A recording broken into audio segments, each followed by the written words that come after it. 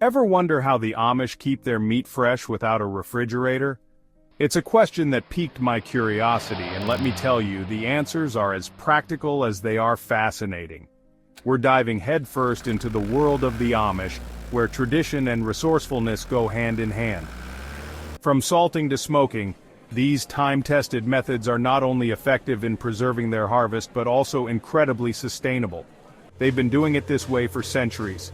And let me tell you, they've got it down to an art form. So come on, let's get our hands dirty, literally, as we explore the ins and outs of Amish meat preservation.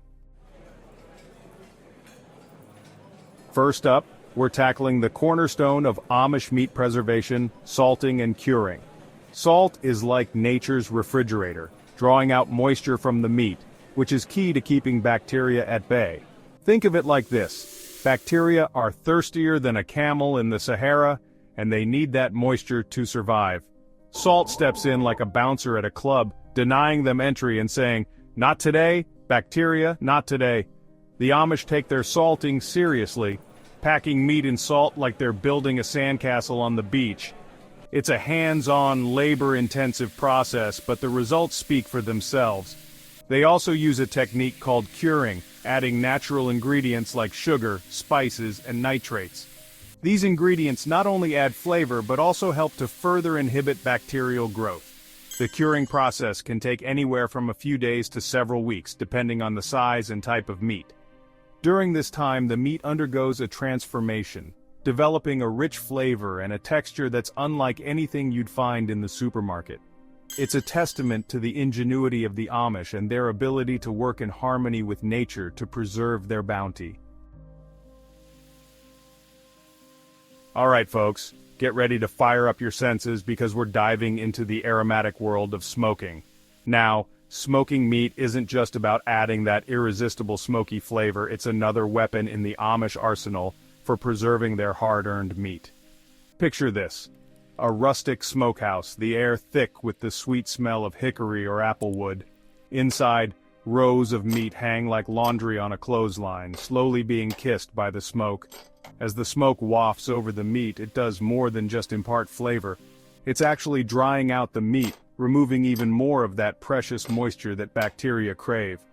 The Amish have their smoking game down to a science, knowing exactly which types of wood to use for different flavors, how long to smoke the meat, and how to control the temperature. It's a delicate dance between heat, smoke, and time, and it's a skill that's passed down through generations.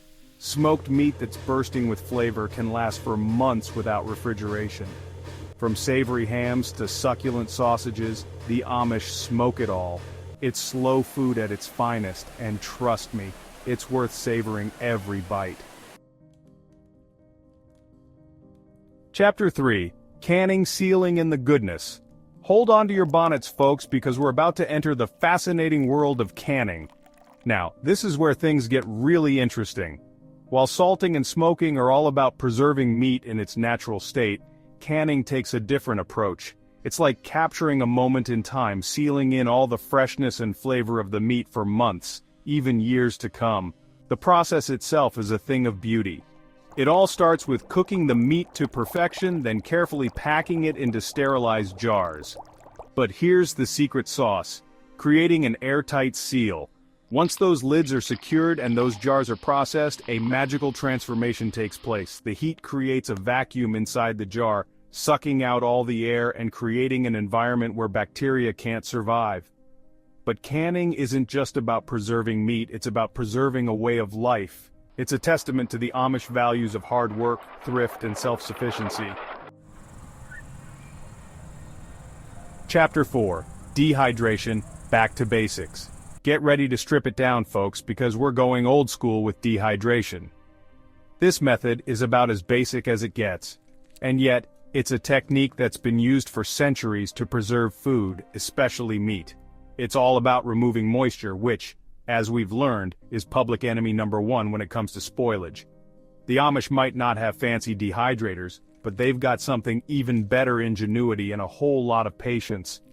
They've been drying meat long before electricity was a twinkle in Edison's eye, using the power of the sun and the wind to transform their bounty into shelf-stable snacks.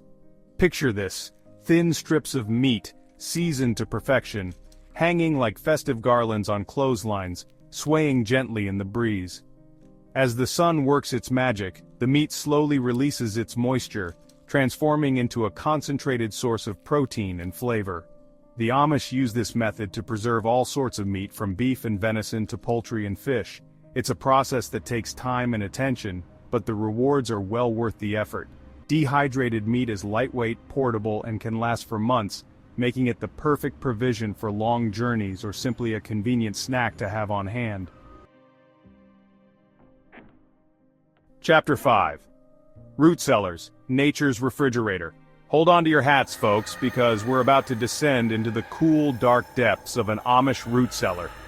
These underground wonders are like stepping back in time, a testament to the ingenuity and resourcefulness of these self-sufficient communities.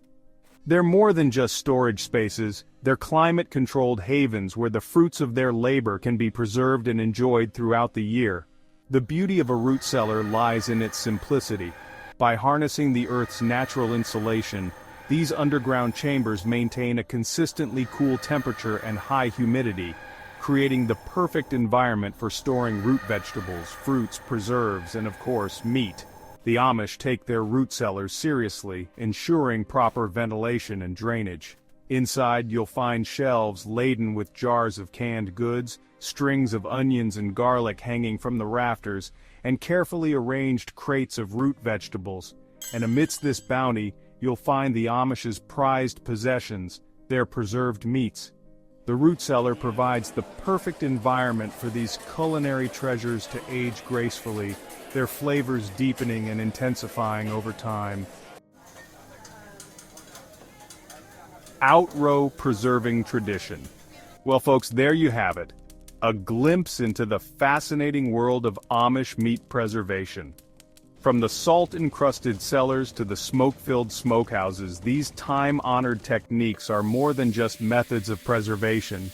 They're a way of life, a testament to the Amish values of hard work, resourcefulness, and respect for tradition. These methods not only stand the test of time, but also offer valuable lessons in sustainable living.